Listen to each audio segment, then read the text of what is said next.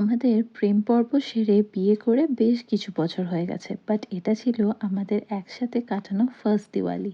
Actually দুর্গাপুজোর সময় generally আমরা ছুটি নিয়ে একই সিটিতে থাকার যেহেতু চেষ্টা করতাম আগে, তাই কালী পুজো বা দিওয়ালির টাইমটা আর একসাথে কাটানো পসিবল হয়ে উঠতো না। সো এই বছরটা অবভিয়াসলি আমাদের জন্য ছিল extra special, and on top of everything Shri ছিল আমাদের icing on the cake. Yes, এবছর আমাদের এই ফুটফুটে কন্যা সন্তান আমাদের লাইফটা যেন আরও অনেক ব্রাইট করে তুলেছিল। বিকজ ও খুব ছোট, তাই আমি ওকে নিয়ে বাইরে যাইনি।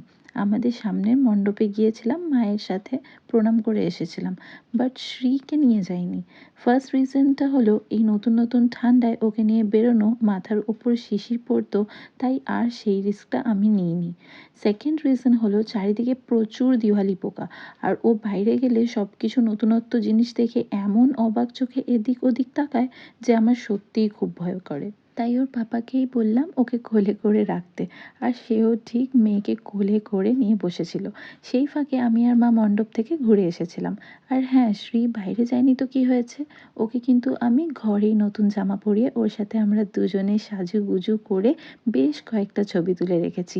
ওর দিদুনও কিন্তু সঙ্গে ছিল, কম যায়নি, মাও ওর সাথে চুটিয়ে ছবি তোলায় আর ওকে খুব চটকায়। ব্যাপারটা কিন্তু ও মন্দ মানে না, ও কিন্তু বেশ এনজয় করে। ও যখন একটু বড় হবে, বুঝতে শিখবে, তখন ওকে এইসব ভিডিওসগুলো দেখাবো।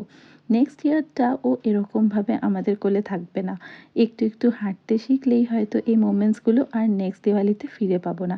তাই আনকাট ভিডিওসগুলোই টাইমলাইনে রেখে দেওয়ার চেষ্টা করলাম। সত্যি ওকে দেখছি আর মনে হচ্ছে এই আমার পুচকি মেয়েটা কদিন আগেই হলো, আমি ওটি কেবিনে ওকে ফার্স্ট টাইম দেখলাম। আর দেখো আস্তে আস্তে ও যেন সমস্ত দিনগুলোকে পেছনে ফেলে রেখে এগিয়ে চলেছে, তাও আবার দ্রুত গতিতে। আমার মাঝে মাঝে কিন্তু এই সব কথাগুলো ভেবে আর দেখে সত্যিই খুব ভয় করে। মনে হয় যে কবে জানি না ও স্কুল যাবে, কলেজ যাবে, আর আমার সমস্ত নাগালের বাইরে চলে যাবে। এনিওয়েজ, আমি জাস্ট ভগবানের কাছে প্রার্থনা করি ও যেন ভালো থাকে, সুস্থ থাকে, আর একটা ভালো মনের মানুষ হতে পারে।